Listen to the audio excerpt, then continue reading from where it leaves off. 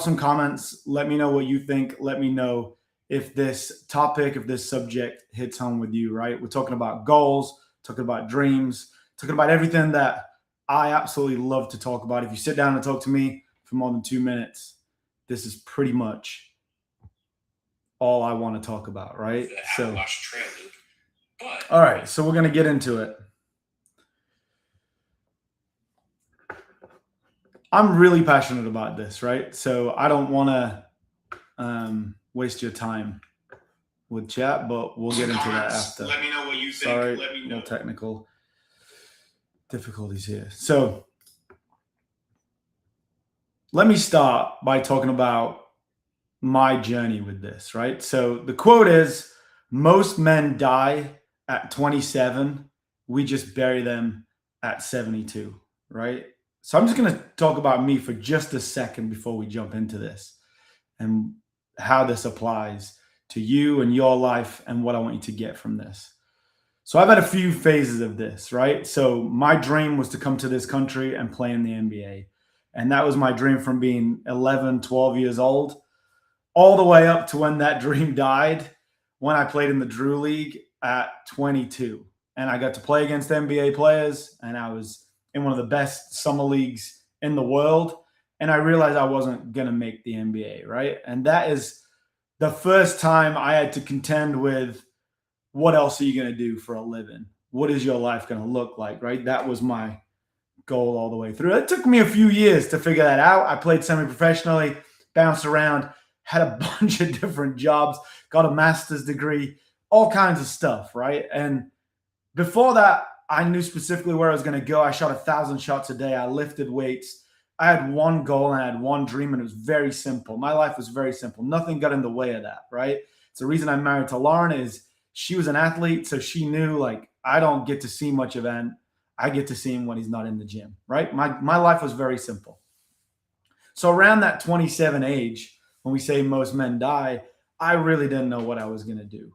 I knew that I loved fitness. I knew that I actually loved practice and working out and training more than I loved games, which is very strange, right? So I knew how much I loved competing and getting better at sports.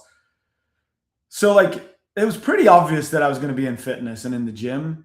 I just didn't know if I was going to be like a PE teacher or if I was going to be able to, use my psychology degrees to do something a little bit different. But one thing was clear is I worked in a couple of offices and I had a couple of like desk jobs, and that was not going to last very long for me. Either I was going to do something terrible or I was going to flip over a desk and get fired, right? And everybody that works with me now knows, like, we don't do very well. I don't do very well in meetings. There's not very many meetings at OxFit. So that was a very difficult time, that 27, 28, 29, because I was for sure going to be a professional athlete. Then I found, like, okay, it's time to open a gym in my 30s, and I was off and running, right? I had a vision again. I had a mission again. My mission was to make OxFit the best gym I could make it. And for 5 years, we did that. We opened another location. I opened a workspace because I wanted the same connection we had in the gym to be in people's offices so they could have business owners like me surrounding them, and we could become one team and we could grow our businesses together. I knew what I was going on. I knew what I wanted to do. Then I had a pandemic and kids. And again, that dream and that mission was kind of squandered for a minute. Like, we weren't making any money anymore. I didn't know if it was going to be possible. And also, I started to learn that to be a better business owner, I had to give other people opportunities. And my life was then at a computer all day. I went from coaching every class, trying to do everything, had this, that's easy for me. Working hard is easy for me, to then, you got to go and sit at a computer and you got to build systems for other people to follow. And you got to have meetings with people and you've got to hire people and train people. And I was just like, oh no, I don't know if this is for me again, right? Like, I opened a gym just like being a professional athlete, because this is kind of me being a professional athlete again. So we got that dream, we got that mission, we got that vision. And it's simple. Life's simple. So then again, the dream's kind of starting to die. The gym's not doing well. Everybody's canceling their memberships because they got a social distance and all that stuff. And so again, I've got this like, what am I going to do? And only recently have I realized where my life is at its best. It wasn't about basketball. It wasn't about creating the best gym. It was about every day waking up and pursuing excellence. And every day that I do that, I'm alive. I'm fully alive. I'm fully engaged in life.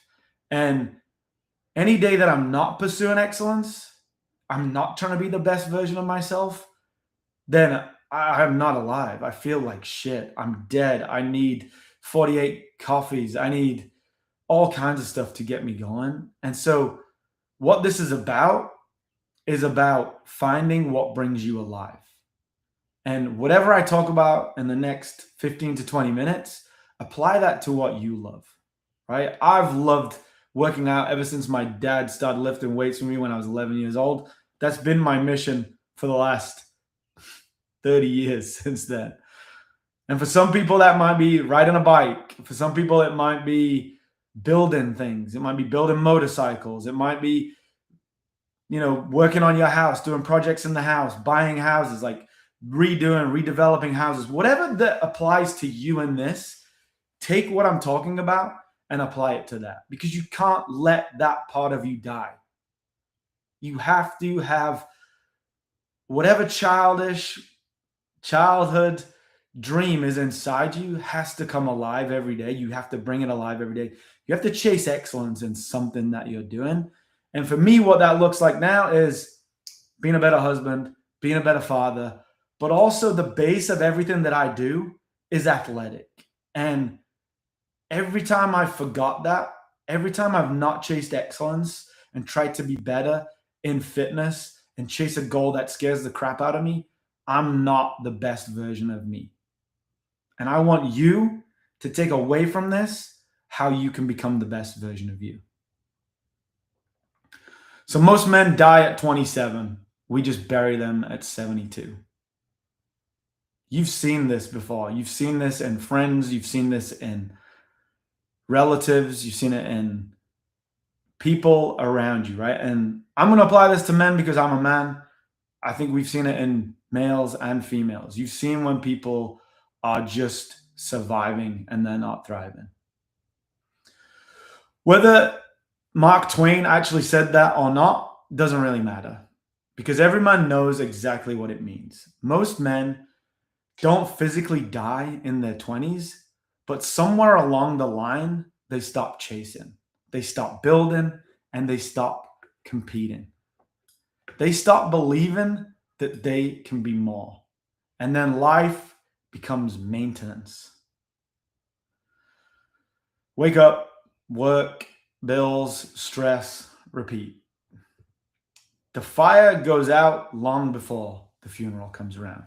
And honestly, I think that is the epidemic that we have right now.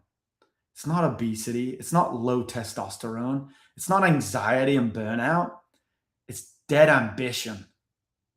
You see it everywhere you look. Guys who used to dream big now talking about, well, that's just life. Men who I know who wanted greatness now convincing themselves that this average day after day life is what they wanted. They stopped training hard. They stopped setting goals. They stopped taking risks. And they just stopped doing difficult things. And eventually, they don't even recognize themselves. That's why big fitness goals matter. When I started this gym, I thought, we're going to have this program, we're going to have this program, we have a program for legends, which we have now. We're going to have a program for teens, which we have now. We're going to have triathlon programs, which we have. We're going to have fitness programs for competitions, which we have. We're going to have all these different programs. And that's what we're going to do it all. It's going to be for everybody. And then quickly I realized that if your gym's for everybody and I'm doing all that stuff, it's actually for nobody. And then I got some advice. Build the gym that you want to be a part of. And so that's what I did. Every day I woke up and made it the best version of the gym that I would want to go to. And so we did things that I wanted to do, and it was excellent. We played sports. We had team uniforms. We did fitness competitions because that was what I was into. And then as we started to add other people, it started to adapt because they started pursuing excellence. We have a lifting club now because Beef is pursuing lifting. We have our fitness triathlon program because Lauren's pursuing the triathlon. We have a master's legends program because Lauren wanted to work with legends and she has a passion for that, and it's going to be excellent. We have a team program because Savannah was a nurse and knows that these problems don't start in your late 20s, they start in your teens. So she wants to build an excellent team program. All this stuff that grew from me just saying, hey, make it the best version of what you want and what you would be a part of is now becoming everybody's version of that. But why do big fitness goals matter, and why do we tie it back to that? Because that's what I know. It's not about abs.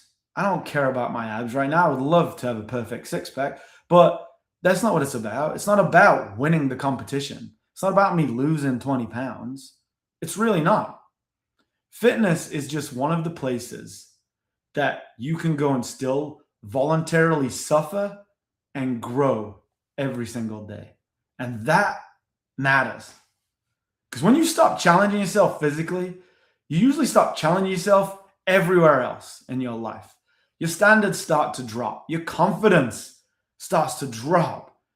But most of all, your discipline completely drops. Everybody listening to this, everybody that I'm around is all or nothing. When we're training for something, our nutrition gets better. Our positivity gets better. Our fatherhood gets better. Being a partner and in a relationship gets better. We just are better people when we have this focus. Your whole identity starts to change. That's why at OxFit, we don't just hand people workouts.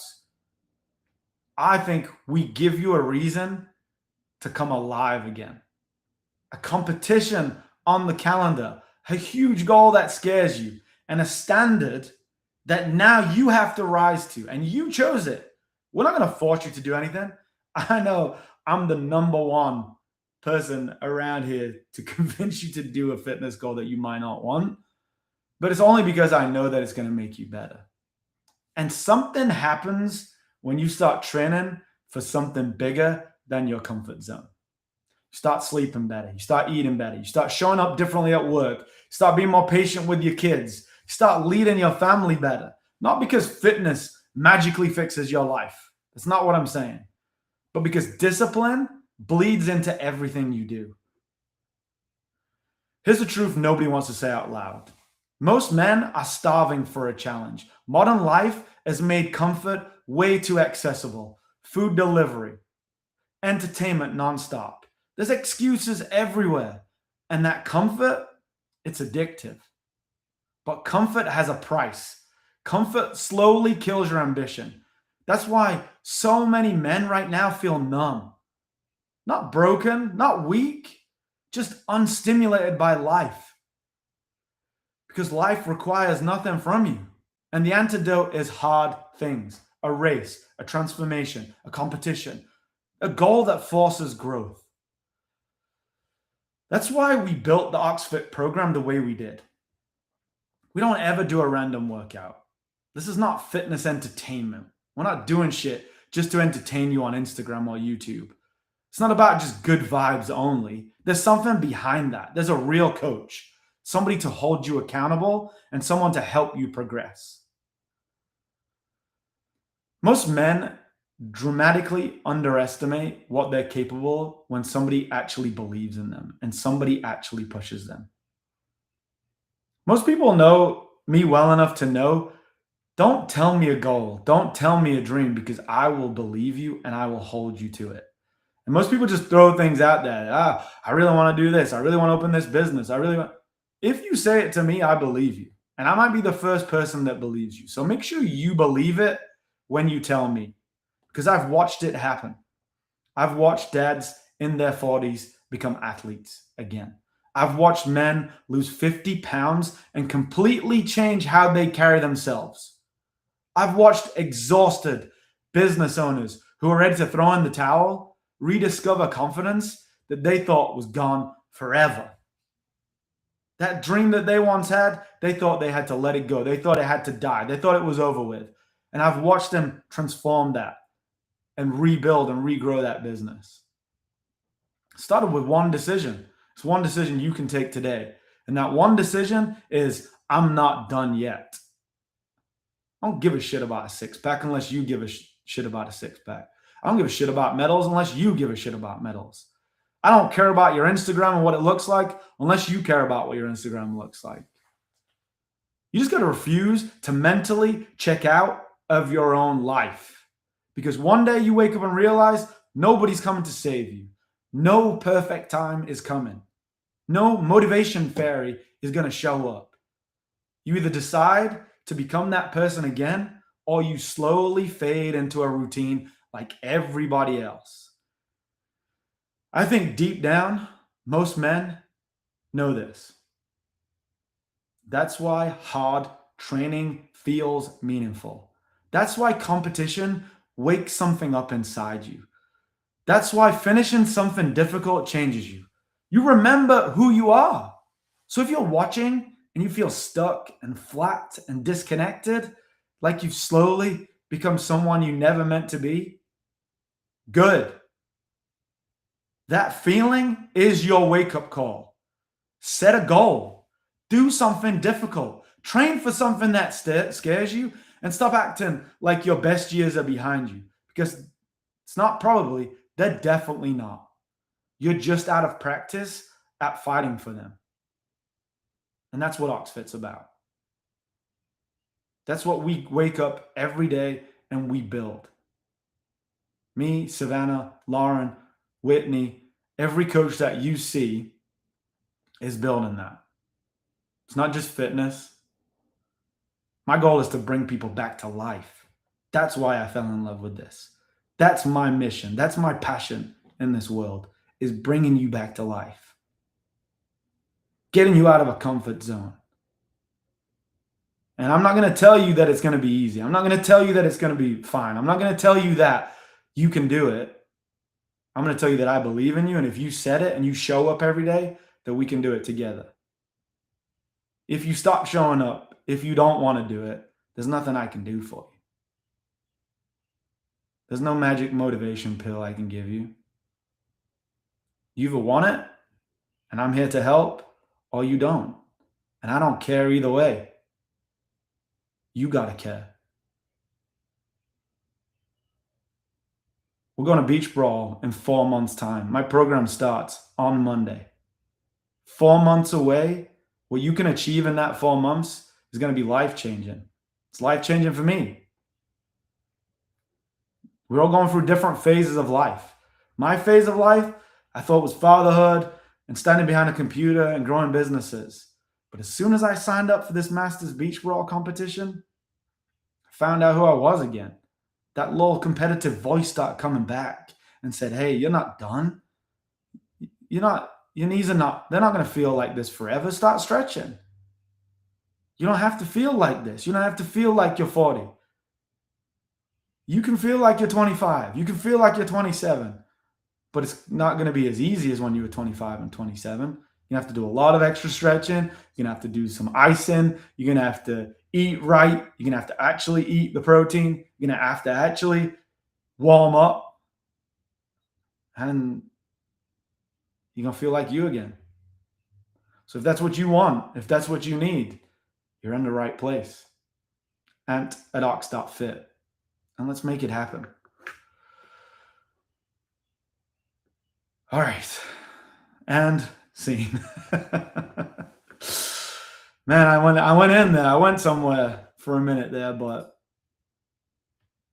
I really want you to be the best version of yourself. And there's people that are listening to this that know what I'm talking about, and they feel just like me. They found something. And I want to tell you right now, it's not about Beach Brawl. Like, that's just some equipment set up in a parking lot in Pensacola.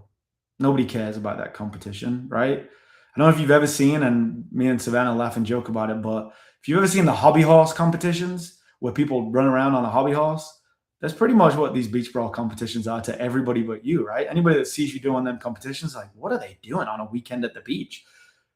But what it does for you is something like this. It's amazing how putting a hard athletic event on your calendar refocuses way more than just your fitness. I've been working with Whitney now for coming up on a month, 3 weeks, and there's been some physical changes, but I know she doesn't mind me saying she's been showing up as a better mom for the last 4 weeks.